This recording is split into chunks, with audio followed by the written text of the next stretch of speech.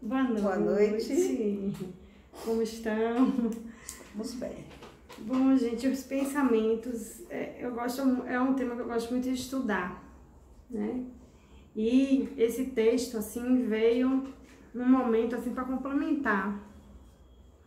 Eu não sei se, na verdade, os nossos estudos são um complemento aos textos de Emmanuel, ou se eu posso dizer que Emmanuel está complementando alguma coisa, né? Então, eu vou ler o texto primeiro, para depois comentar. Primeiro, ele traz uma passagem de Paulo em Filipenses, capítulo 4, versículo 8. Quanto ao mais, irmãos, tudo o que é verdadeiro, tudo o que é honesto, tudo o que é justo, tudo o que é puro e tudo o que é amável, tudo o que é de boa fama, se há alguma virtude e se há algum louvor, nisso pensai. Então aí Emmanuel traz: todas as obras humanas constituem o resultante do pensamento das criaturas. O mal e o bem, o feio e o belo viveram antes de tudo na fonte mental que os produziu, nos movimentos incessantes da vida. O Evangelho consubstancia o roteiro generoso para que a mente do homem se renove nos caminhos da espiritualidade superior, proclamando a necessidade de semelhante transformação rumo aos planos mais altos. Não será tão somente com os primores intelectuais da filosofia que o discípulo iniciará seus esforços em realização desse teor. Renovar pensamentos não é tão fácil como parece à primeira vista. Demanda muita capacidade de renúncia, profunda dominação de si mesmo, qualidades que o homem não consegue alcançar sem trabalho e sacrifício do coração. É por isso que muitos servidores modificam expressões verbais, julgando que refundiram pensamentos. Ou seja, passa a falar de outra forma e diz: não, agora eu mudei meu pensamento, né? Reformei. Todavia, no instante de recapitular pela repetição das circunstâncias, ou seja, no momento de vivenciar, né, as experiências retentoras, encontram de novo análogas perturbações, porque os obstáculos e as sombras permanecem na mente, quais fantasmas ocultos. Pensar é criar. A realidade dessa criação pode não exteriorizar-se de súbito no campo dos efeitos transitórios, mas o objeto formado pelo poder mental vive no mundo íntimo, exigindo cuidados especiais para o esforço de continuidade ou extinção.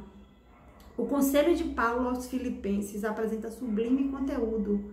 Os discípulos que puderam compreender-lhe a essência profunda, buscando ver o lado verdadeiro, honesto, justo, puro e amável de todas as coisas, cultivando-o em cada dia, terão encontrado a divina equação. Ele aqui diz muita coisa. Daria uma palestra em 3 horas, juro. Né? Mas o essencial, primeiro, que Paulo traz, é a necessidade de estarmos vigilantes com nossos pensamentos, para pensar sempre o bem, buscar pensar o bem. Será que estamos conseguindo fazer isso? Conseguimos, pelo menos, pegar esse pensamento ruim que aparece, fazer: você, de novo, fica aí, vamos pro bem? Ou será que alimentamos esses maus pensamentos, né? Então, Kardec na Gênese fala: o pensamento e a vontade são para os espíritos aquilo que a mão é para o homem. O espírito age a partir do pensamento. Nós estamos presos na carne, mas, embora tenhamos limitado essa capacidade de agir no pensar, vamos ver o quanto ainda produzimos com o pensamento, né? 2 autores que eu não sei falar essas línguas, inglês também e tal, mas eu vou falar o nome deles, aportuguesado. Anne Besant e Leadbeater publicaram um livro chamado Formas Pensamentos. A edição mais nova tem o subtítulo Criações Mentais por Meio de Matéria Fluídica, e a antiga tem 27 pranchas em cores. Eles fotografaram o pensamento, né? Então, é uma autora espiritualista, ela não é kardecista, mas é muito interessante como ela fundamenta o que nós já discutimos no Espiritismo acerca. Então, ela tira foto desses pensamentos e ela demonstra as diferenças das imagens expressadas a depender da qualidade do pensamento, né? Então, ele fala assim, ele ainda fala que, a depender do pensamento ou do sentimento que você cultiva, suas cores aurais, né, mudam, transformam-se. E o mais interessante, mesmo que um pensamento ruim passe rápido por você, ele deixa uma pincelada de cor ali. E fica mais fácil ele retomar em outros momentos. Por isso que a gente precisa ser tão vigilante, né? Então, nesse livro ela fala assim, ela pegou 3 pessoas pensando em carinho, pensando com carinho em sua unidade, projetarão um pensamento comparável a uma massa ondulante de forma alargada. Um rapaz que chorava diante do corpo de um pássaro morto foi rodeado de uma corrente de emoção em forma de fios recurvos que se interpenetravam. Um sentimento de profunda tristeza assemelha-se a um forte torvelinho.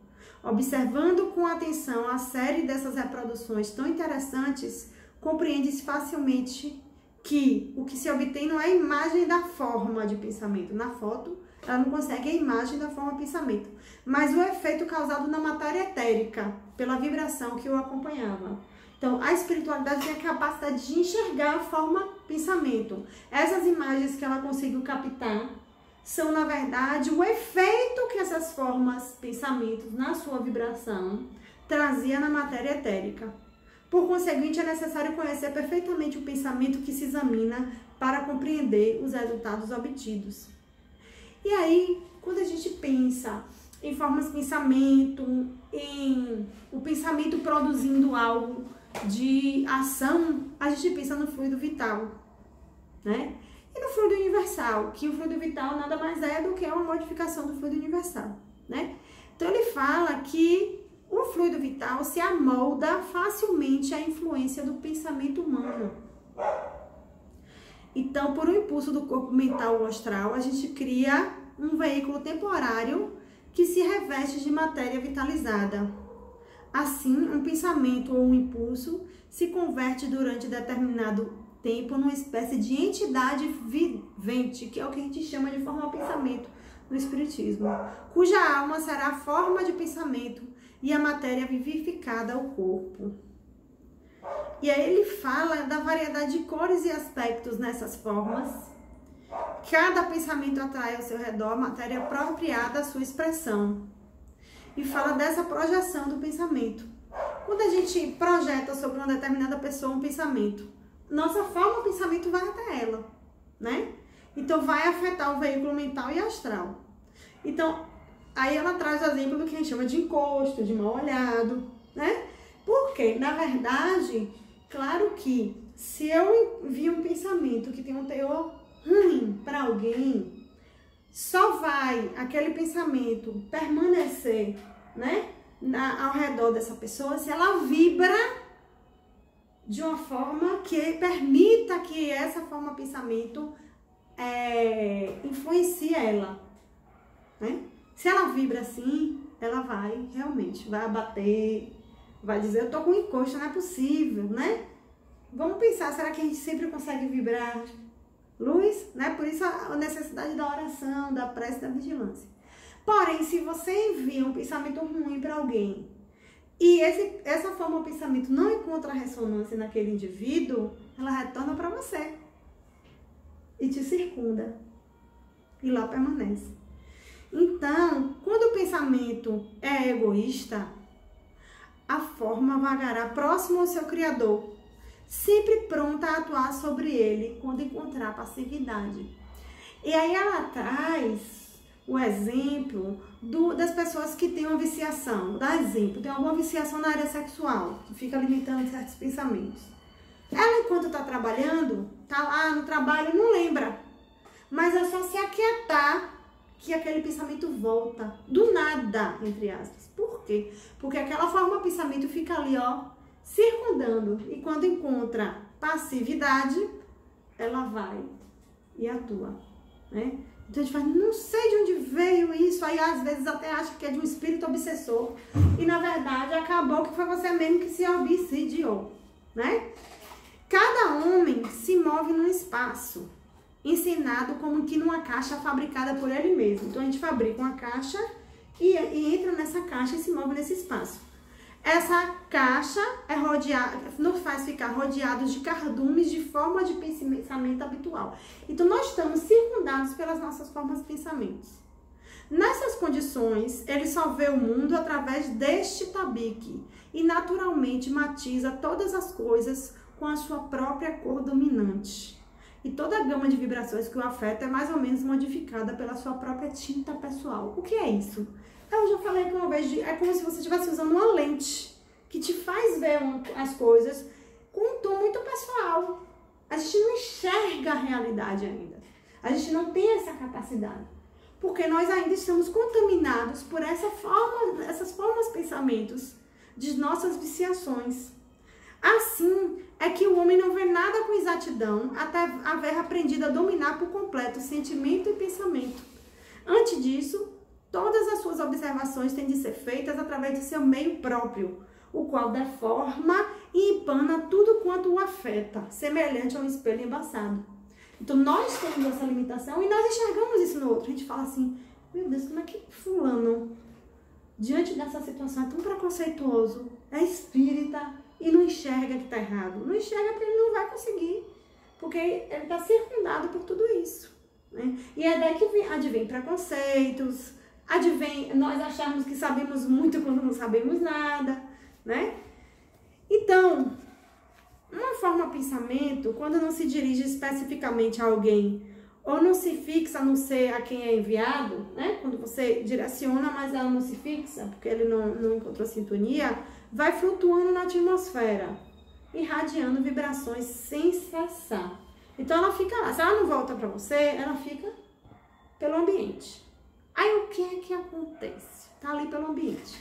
Se não encontra ninguém, né, para desenvolver nesse campo, ela vai diminuindo de vibração e vai se dissolver. Mas a forma de pensamento tá ali. Aí ela afina com o que você já tem de outras formas de pensamentos. É um imã. Você passa ali naquele lugar, ó, ela cola.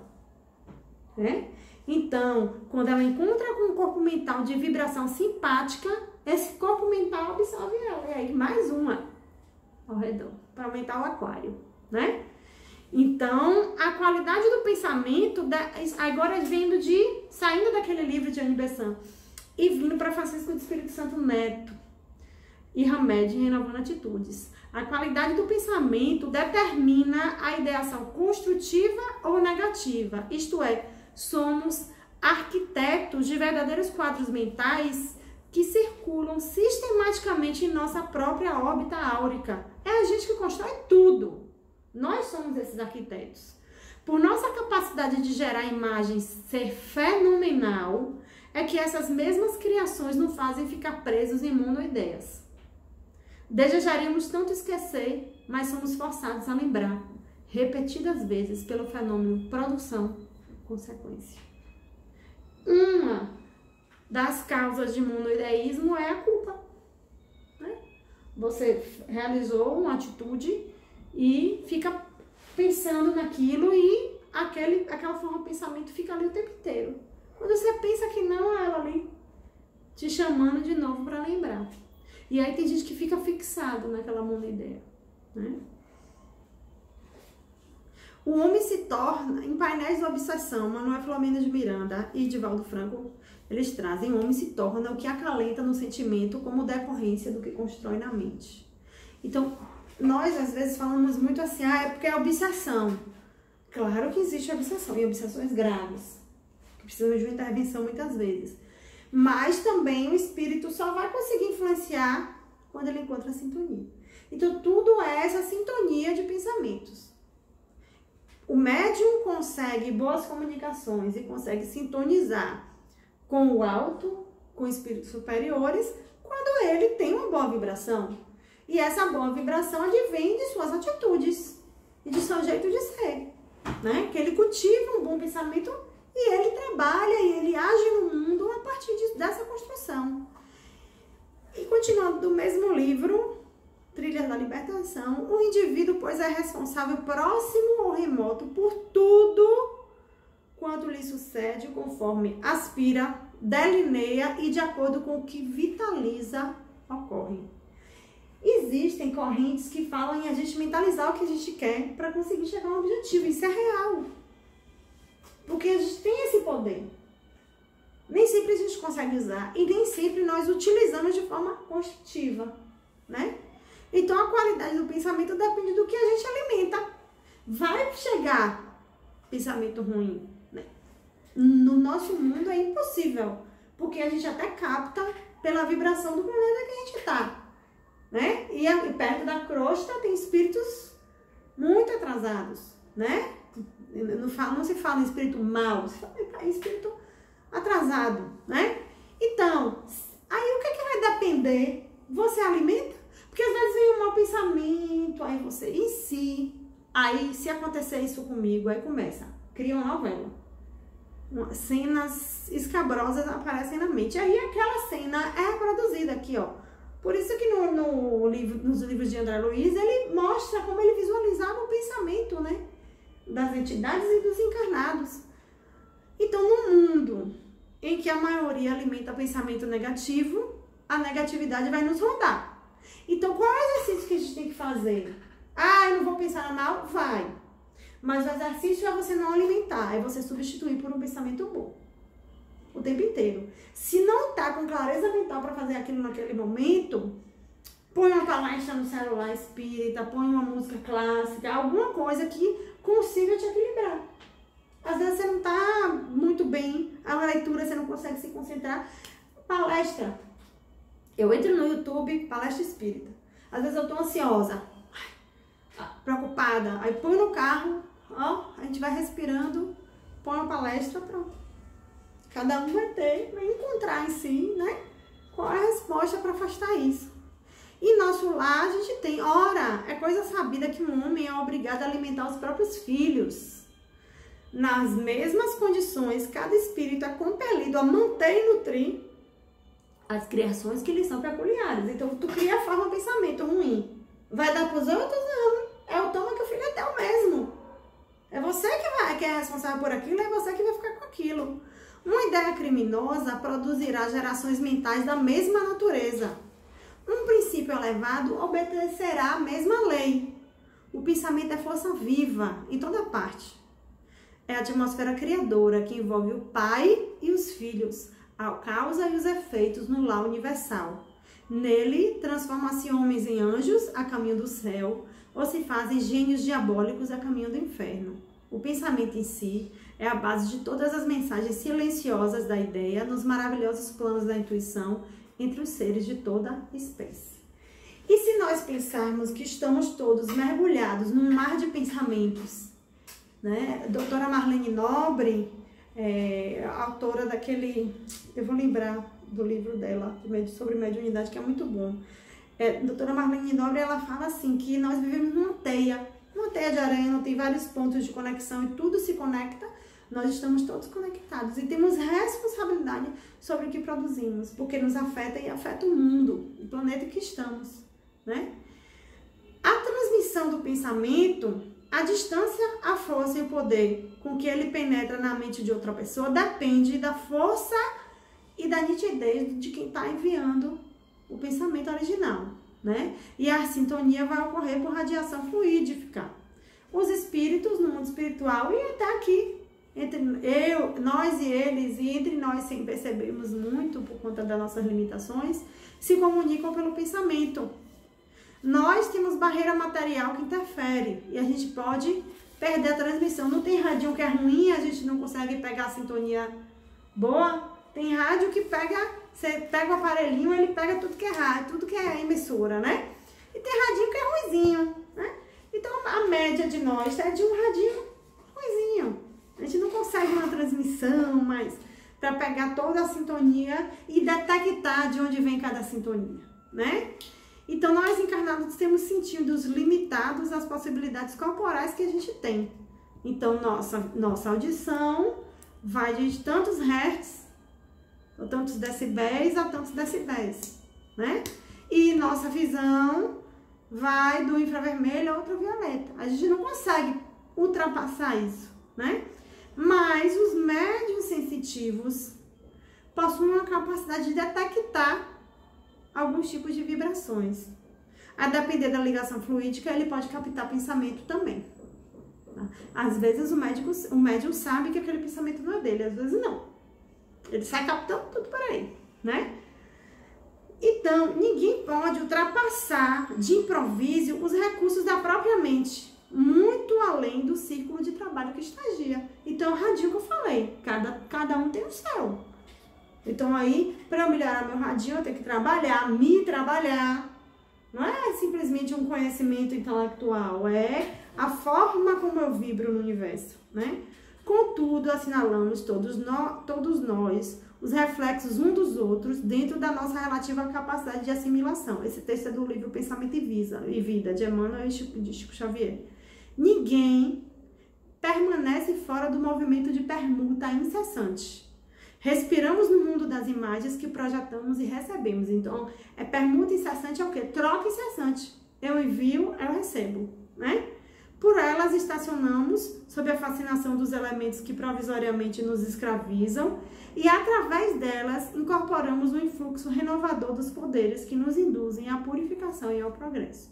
A gente vê bem isso em Nosso Lar, quando ele fala do cultivo dos bons pensamentos, da fé, né? Quando ocorreu a guerra mundial, eles foram fazer curso contra o medo para não vibrar, não interferir na vibração da coluna espiritual. Então, tem uma sustentação fluídica. Às vezes, um espírito até não tão superior lá encontra essa sustentação e consegue se manter mais sereno e equilibrado, né? Então, voltando para o livro Formas de Pensamento, ele fala assim, a vibração radiada leva consigo o caráter do pensamento que a anima, mas não o assunto. É o tipo do pensamento, mas não o assunto. Aí ela vai dar um exemplo. Um hindu, quando está meditando, pensa em Krishna. A onda de pensamento dele desperta o quê no outro? Devoção. Mas não é que vai despertar devoção a Krishna. Não é. Né? Se for um maometano, vai adorar Allah. Se for um zoroastriano, a Aura Mazda. Se for um cristão, a Jesus.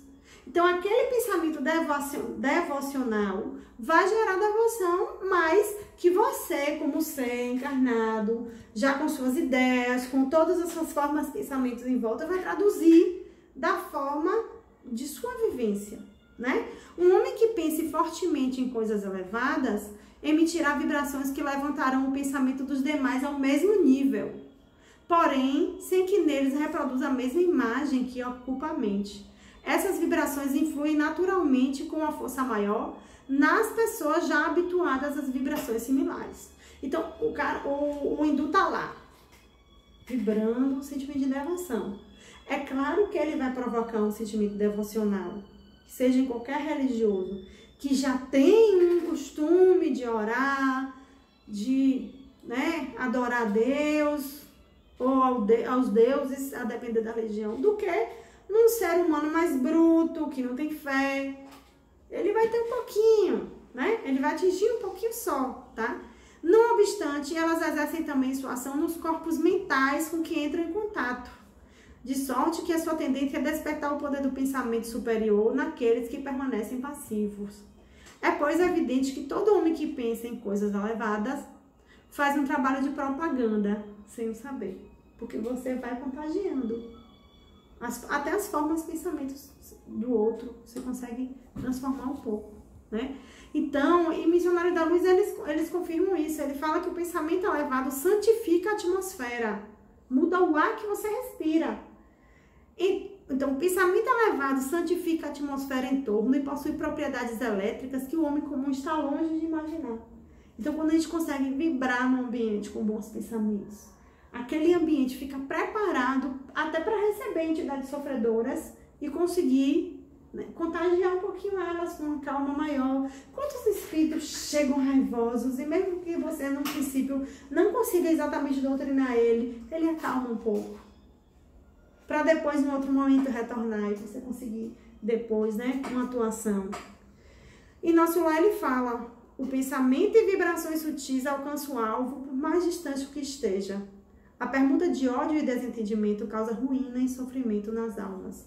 Então, às vezes, aquela mágoa que a gente fica lamentando, pensando no outro, desejando mal pro outro, mesmo que você não realize um ato, você já está produzindo algo de ruim. E a gente tem que se vigiar nisso. Pedir a Deus, oh, meu Deus, me livra disso, desse sentimento, já que a gente ainda não é capaz de totalmente não sentir, não pensar assim.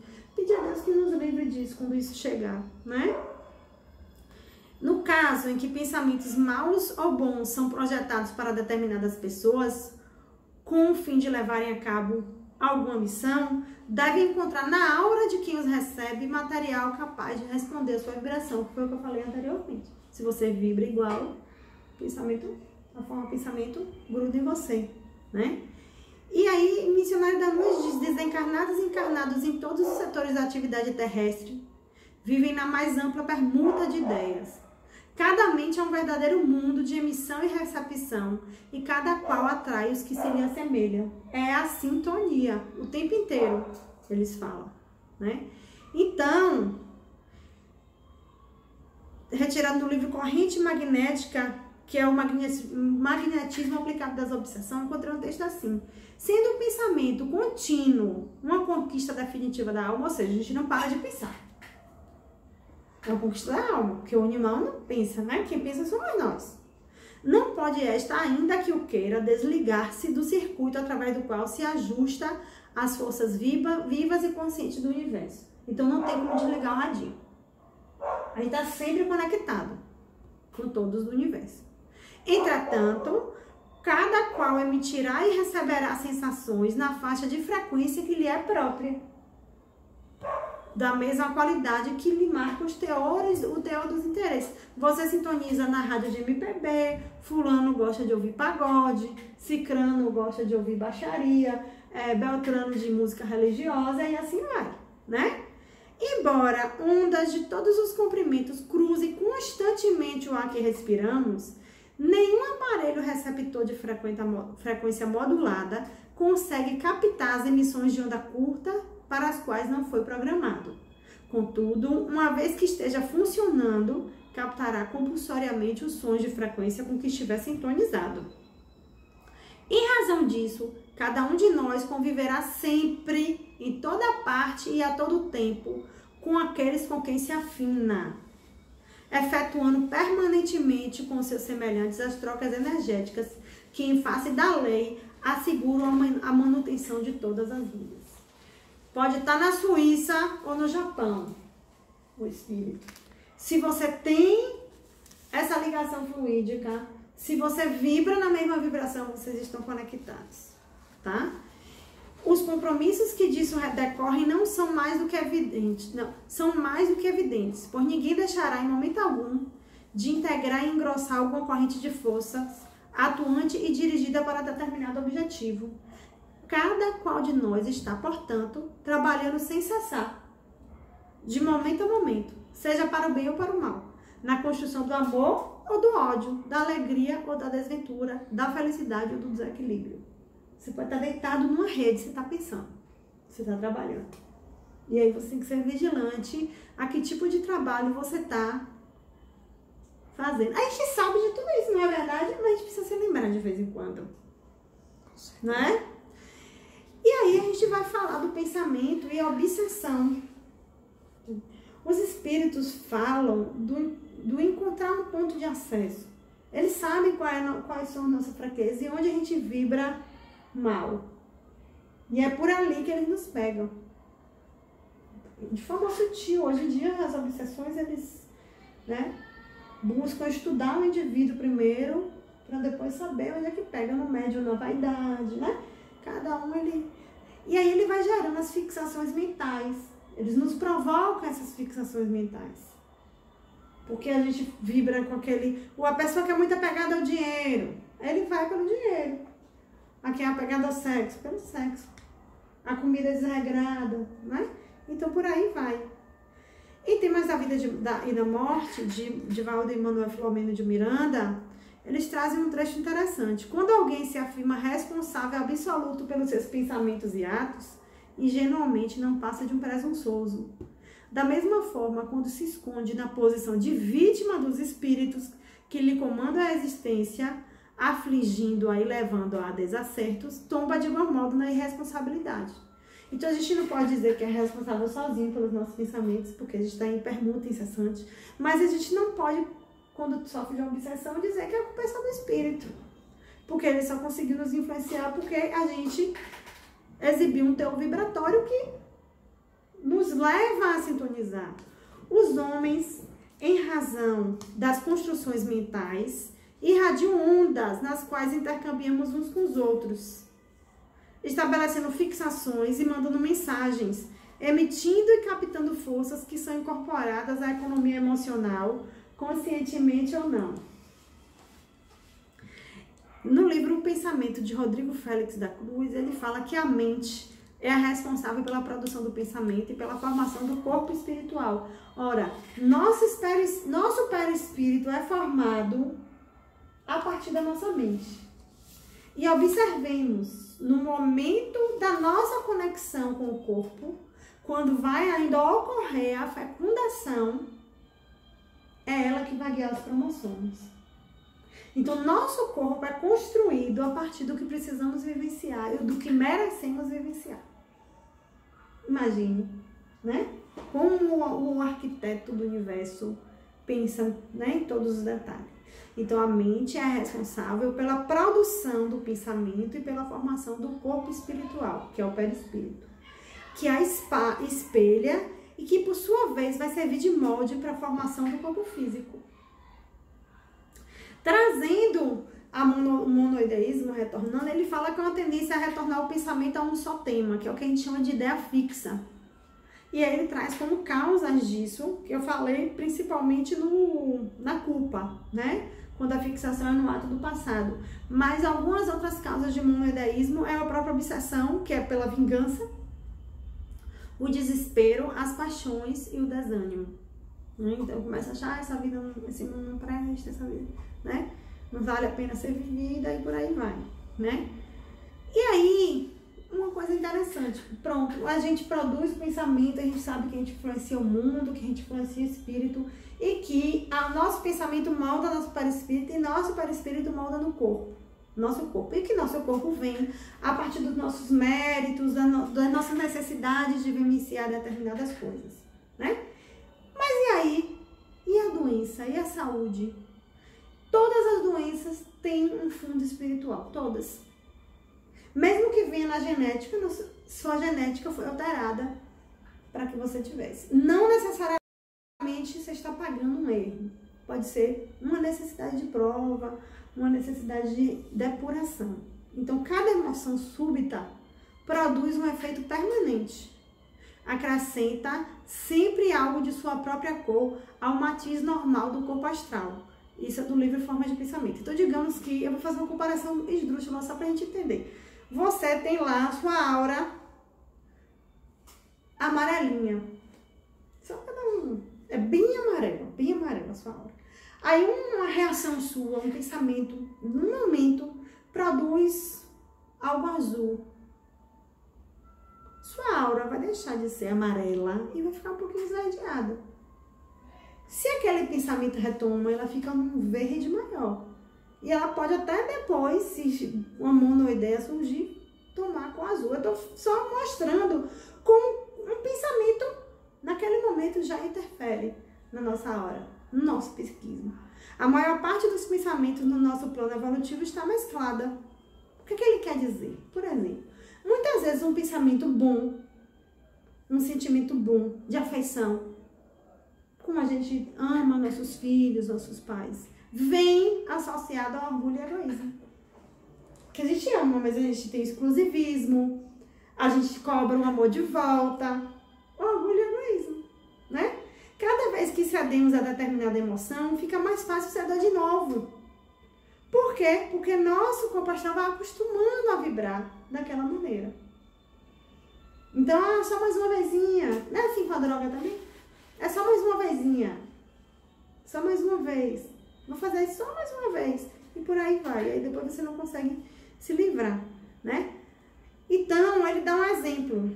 Quando um homem se vê bruscamente sob a impressão de uma emoção, seu corpo astral é violentamente agitado e as suas cores habituais se veem momentaneamente quase obscurecidas por uma onda carmesim, azul ou escarlate, correspondendo ao grau vibratório da emoção particular. Esta modificação é momentânea, não dura mais que alguns segundos e rapidamente volta o corpo astral a tomar o seu aspecto comum. Portanto, cada emoção súbita produz um efeito permanente, acrescenta sempre algo de sua própria cor ao matiz normal do corpo astral, que foi o que eu expliquei lá. De maneira que cada vez que o homem cede a uma emoção determinada, torna-se-lhe mais fácil ceder de novo, pois seu corpo astral toma então o costume de vibrar daquela mesma maneira, né? Então tem um livro também chamado Saúde e Doença, o Pensamento Espírita, de Adilson Motto, que fala que os pensamentos em desacordo com as leis universais de fraternidade percorrerão os canais transmissores chegando ao corpo físico. Essas energias alimentarão o organismo físico e, por serem de baixo padrão, tenderão a provocar distúrbios no funcionamento dos órgãos. Ao longo do tempo, a doença poderá se instalar como um alerta de que algo não está bem no indivíduo, não somente no seu corpo físico. E muitas vezes a doença vem e aí começa o indivíduo a refletir. Quantas pessoas se transformam, né, com a doença? Tem que aproveitar essa oportunidade, né? Se não entrar na revolta. No livro Formas de Pensamento, ela fala: a saúde do homem é o resultado da ação da mente sobre os milhares e milhões de seres microscópicos que nascem, crescem, convivem e morrem diariamente na intimidade de seu corpo físico. Somente o poder mental é capaz de acionar a defesa imunológica, promover o equilíbrio do mundo orgânico e coordenar os milhões de vírus, bactérias e outras formas de vida que se aglomeram no corpo humano. Aí eu tô lembrando de André Luiz, se eu não me engano, é Missionário da Luz, porque eu atrapalho um pouco os títulos, eu tô relendo, e aí ele fica impressionado, porque ele vai para uma sessão mediúnica, de desenvolvimento mediúnico, e aí ele vê micro-organismo tomando a área sexual do homem, e não era nenhum micro-organismo que ele conhecia, porque não era físico, eram larvas mentais. A gente produz larvas mentais, ou o obsessor produz a partir da influência no nosso pensamento, né? Então ele ia para o centro, tomava passe, a espiritualidade tirava tudo dele e a entidade já estava esperando ele na porta. Só era ele sair do centro, a entidade já abraçava. Mas olha que lindo o poder do pensamento, né? A esposa dele era um ser humano bom. E as entidades não conseguiam entrar na casa dele. E aí, quando ele ia dormir, ela envolvia ele em oração e conseguia ir livrando isso. Então, olha como a gente, quando convive com essas pessoas, essas entidades, né? Quanta proteção a gente tem, mesmo a gente produzindo isso contra nós mesmos. Mas voltando para as larvas mentais, para todos esses micro-organismos do que a gente produz com o pensamento, isso depois vai refletir no orgânico, no nosso corpo orgânico. Então, quando a gente adoece, que a gente quer a cura, a gente tem que buscar primeiro curar o espírito, né? A gente vai para o médico, claro, cuidar do corpo, sustentar aquele corpo para que ele permaneça até a gente conseguir reverter o que está gerando aquele desequilíbrio, mas a gente precisa cuidar do espírito. Então, pelo estudo da mente, pode-se compreender melhor como as pessoas pessimistas, deprimidas ou sem o devido controle das emoções podem favorecer a proliferação de vírus e bactérias e das inúmeras enfermidades do corpo e da alma. Tudo isso guarda estreita relação com as fontes do pensamento que se expressa na mente.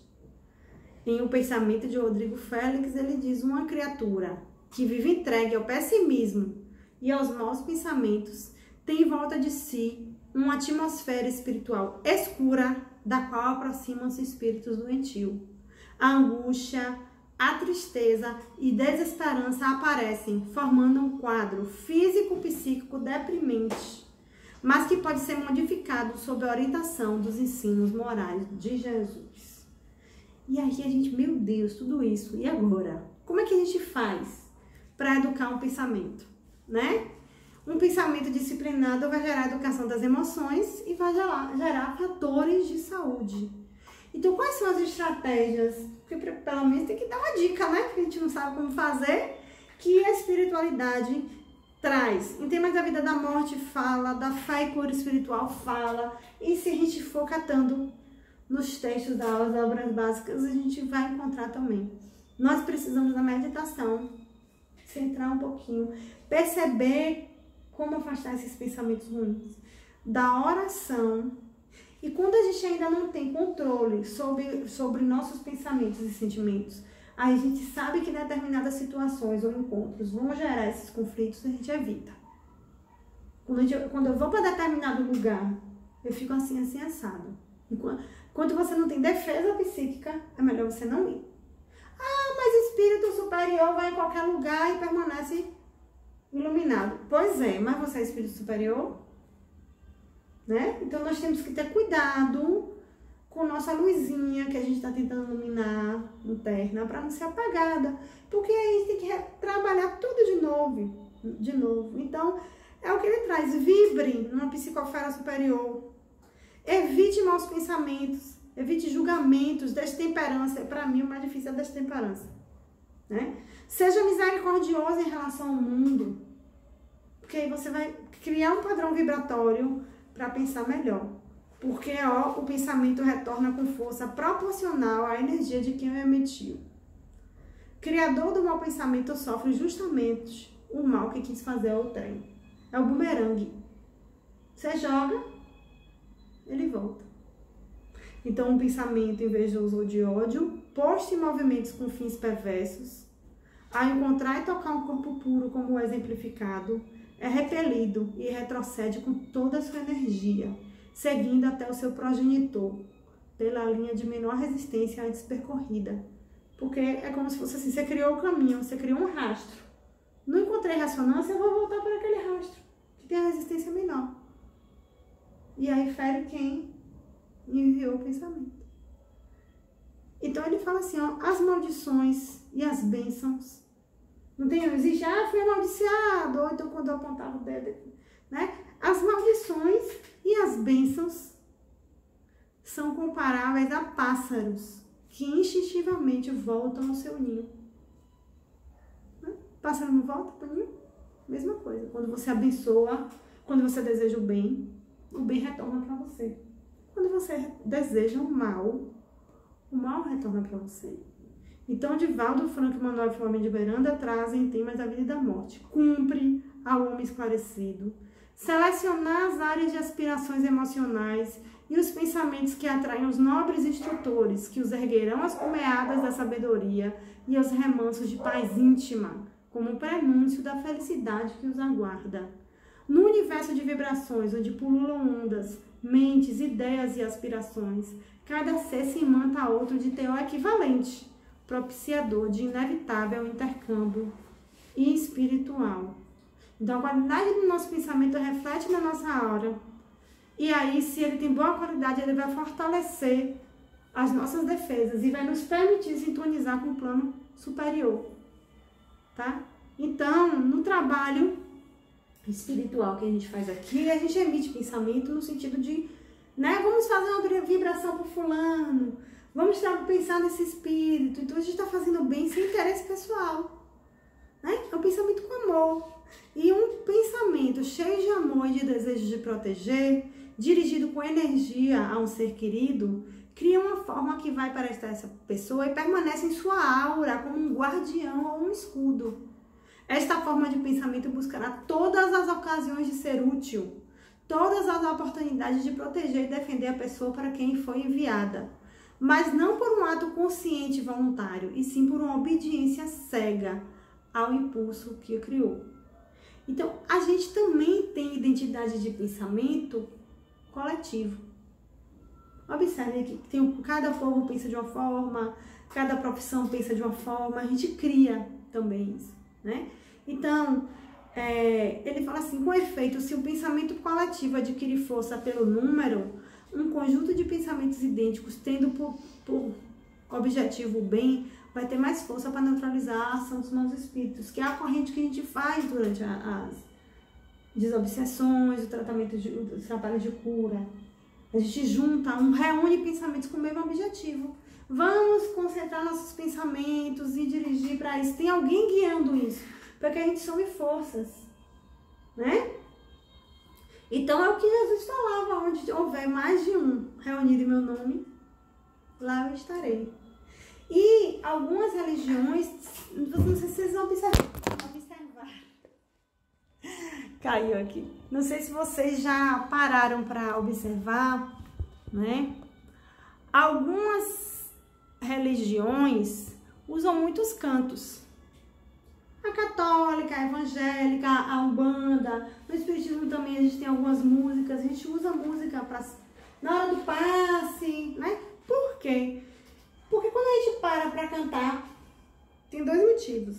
A gente se concentra ali em cantar, a gente não fica, ai meu Deus, mas eu tô com esse problema, ai meu Deus, mas eu tenho que pagar essa conta. A gente fica sentado ali naquele lugar.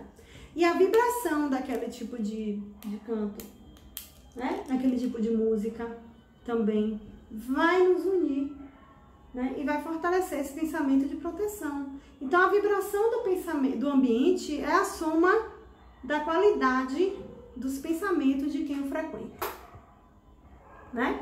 Lugares que frequentam pessoas com pensamento ruim vai ter uma vibração ruim, a gente sente isso, né? Tem lugares que você sai sugado. Tem lugares de sofrer, uma cadeia. Se você vai visitar uma cadeia, um hospital, como é que você sabe? Na verdade, é diferente de quando você vai para um ato de fé, seja qual for, né? O compromisso para manter a ambiência, nosso compromisso, é não emitir pensamentos contrários aos bens. Ao bem. Por isso que Jesus falava, antes de sentar para orar, perdoe. Antes de sentar para orar, perdoe. Vá cumprir um pensamento. Chegou aqui no centro, vá tomar seu passe, larga lá as coisas e vem para cá para trabalhar, né? Então, em torno de uma pessoa, de uma família, de uma cidade, de uma nação ou de um planeta, existe uma atmosfera espiritual fluídica que varia vibratoriamente segundo a natureza moral dos espíritos envolvidos.